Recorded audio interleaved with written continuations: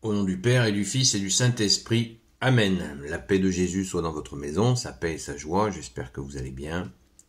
Nous lisons le Saint-Évangile selon saint Matthieu, chapitre 5, versets 27 à 32. On poursuit celui d'hier et d'avant-hier. Vous venez d'entendre qu'il a été dit « Tu ne commettras pas d'adultère », mais moi je vous dis, celui qui regarde une femme pour satisfaire son désir a déjà commis l'adultère dans son cœur. Si ton œil te mène à la chute, arrache-le et jette-le loin de toi. Il vaut mieux pour toi perdre un de tes membres plutôt que d'avoir ton corps entier jeté dans l'enfer du feu. Si c'est ta main droite qui te mène à la chute, coupe-la et jette-la. Si c'est ton intérêt de perdre un de tes membres, plutôt que d'avoir ton corps jeté tout entier dans la géhenne. Il a été dit, celui qui renvoie sa femme devra lui donner un billet de divorce. Mais moi je vous le dis, celui qui renvoie sa femme, sauf en cas d'union illégitime, l'a fait devenir adultère. Et celui qui épouse cette femme renvoyée commet lui aussi un adultère. Merci Jésus pour ta parole. Alléluia. On a du travail pour bien comprendre ce que Jésus tu veux nous dire, parce que sinon, eh bien, il y aurait plus grand monde si on appliquait à la lettre ce que Jésus tu nous dis là en ce moment. Eh bien, il y aurait beaucoup de monde, il y aurait plus grand monde sur Terre qui y verrait encore, ou qui pourrait se servir de ses mains, ou je sais pas quelle partie du corps.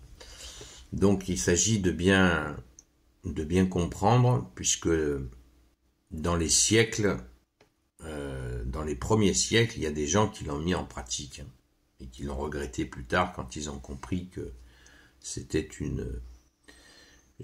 un enseignement donc symbolique. Bien évidemment, on ne s'arrache ni les yeux ni les mains, bien évidemment. Donc verset 7, vous venez d'entendre qu'il a été dit, tu commettras pas l'adultère, mais moi je vous dis, celui qui regarde une femme pour satisfaire son désir a déjà commis l'adultère dans son cœur. Alors, de quoi s'agit-il ? À mon humble avis, je prétends pas avoir découvert tout le fond du fond. Le regard insistant. Il faut se resituer dans le contexte de ce que Jésus a vu de ses yeux vus. Ce que Dieu a vu sur terre. Dans une société donnée. C'est cela auquel il faut penser, ce qui n'est pas sans lien avec la société actuelle. Jésus a vécu dans ce monde où il y a des hommes qui ont une attitude sauvage. Vous voyez, donc il y a des liens avec la période que l'on vit. Il y a des hommes qui ont une attitude sauvage envers les femmes et qui les regardent jusqu'à, vous savez, ce regard qui limite la possession, posséder la personne. C'est ce que Jésus a vu. Et ça existe de nos jours.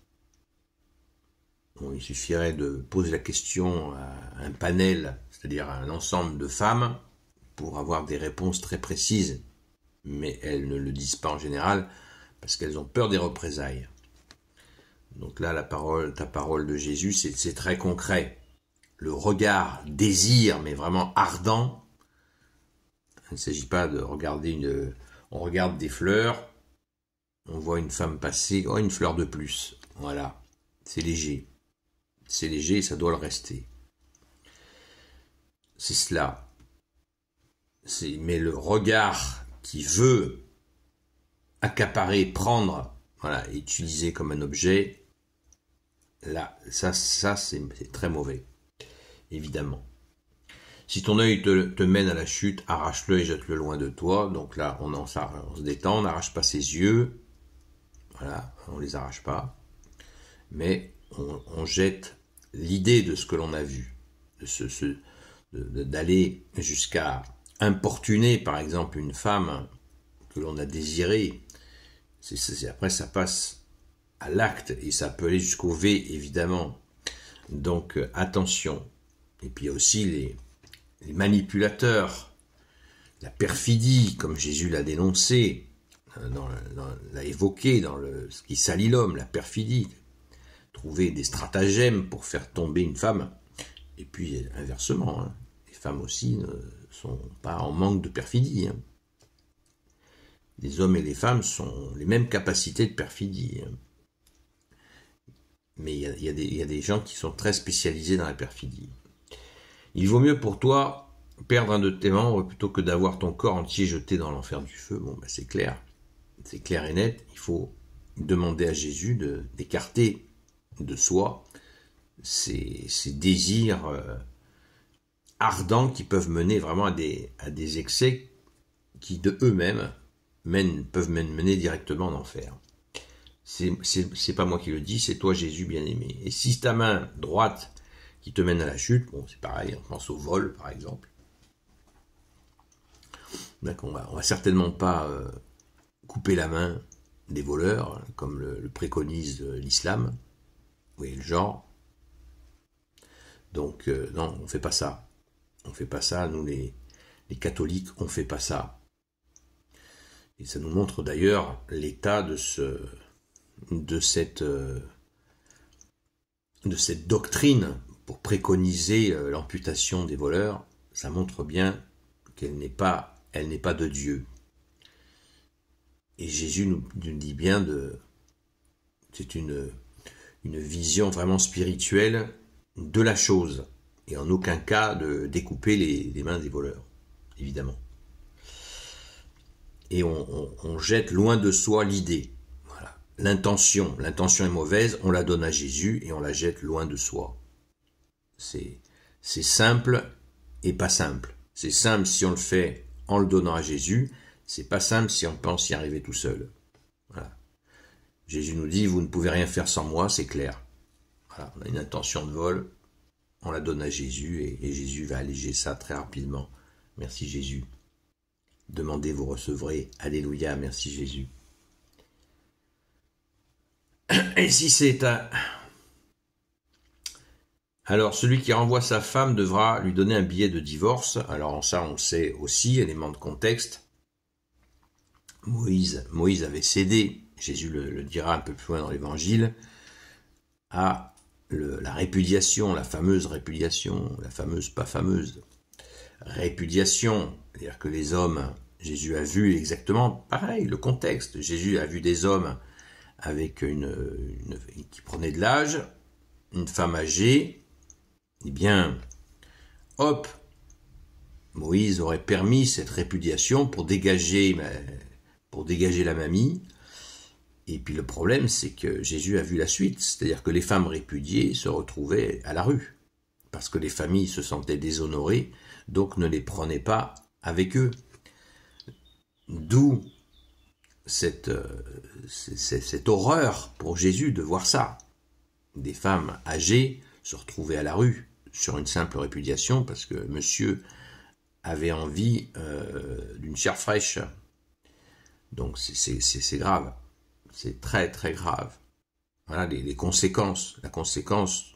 Et Jésus nomme ça un péché comme un adultère, puisque c'est pour retrouver une personne plus fraîche que la répudiation a eu lieu. C'est pas une répudiation suite, comme Jésus, tu viens de nous le dire, à un adultère. Bon là, quand il y a adultère, le couple est foutu. Donc là, autant au revoir monsieur, dame, c'est fini. Jésus le valide, évidemment. Mais là, revenons bien dans le contexte de l'époque, ce que Jésus a vu, de ses yeux vus. Il a vu ces attitudes horribles. Et les conséquences vont loin, puisqu'il nous dit, celui qui épouse même une femme renvoyée comme ça, commet lui-même adultère, parce qu'il s'est mis dans un engrenage. C'est absolument affreux. Donc Jésus est pour les choses ordonnées au sens divin. Voilà, la fidélité. la constance, y compris donc en premier avec toi Jésus, et bien sûr dans les couples.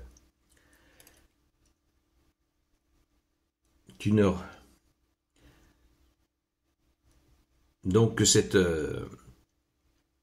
aspect-là, cette phrase-là, elle a fait couler beaucoup d'encre, parce que certains disent qu'il n'y a pas de raison, il n'y a aucune raison qui puisse amener à la séparation d'un couple marié. Parce que Jésus n'a pas mentionné, si les gens ils s'entendent pas à se taper dessus, il faut qu'ils se séparent. Jésus ne le mentionne pas. Donc, à chacun d'entre nous de réfléchir. Si Jésus ne permet aucune séparation, même avec des gens qui se tapent dessus. Donc, moi, je pense que Jésus le permet.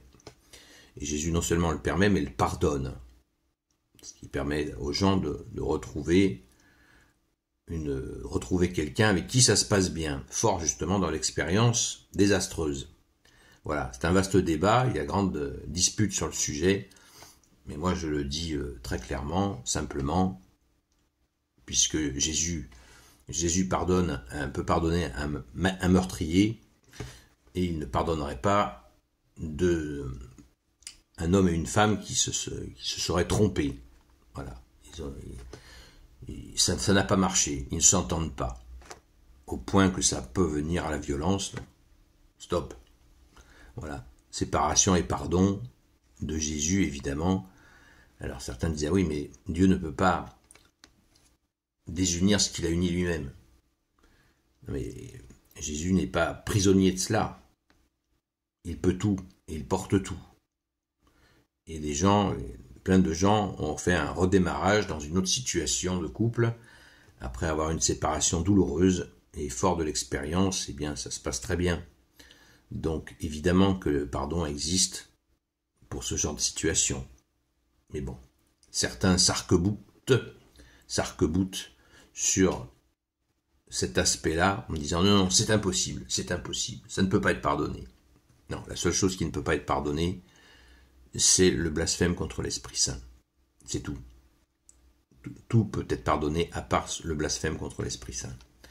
Loué sois-tu Jésus, et vous voyez, c'est des sujets tendus. Je pense que vous l'avez compris, ce sont des sujets tendus. Parce que il y a les compréhensions au premier degré de ce que nous dit Jésus.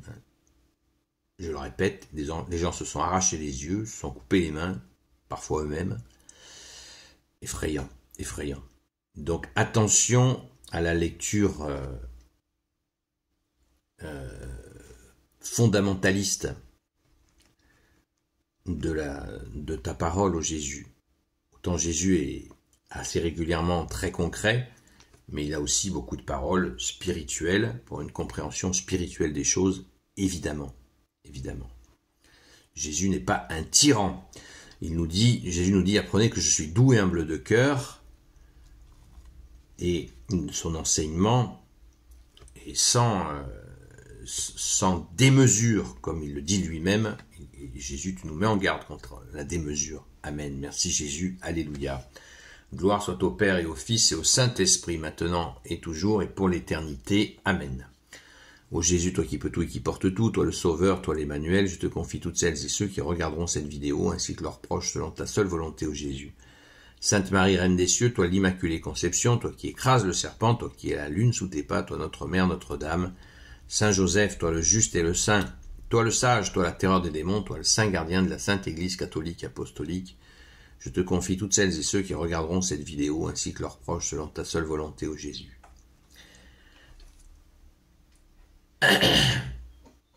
Sainte Marie-Madeleine, et vous tous les saints et saintes amis de Jésus, Saint Michel Archange, Saint Gabriel Archange, Saint Raphaël Archange, et vous tous les anges qui te servent, ô Jésus, je vous confie toutes celles et ceux qui regarderont cette vidéo, ainsi que leurs proches.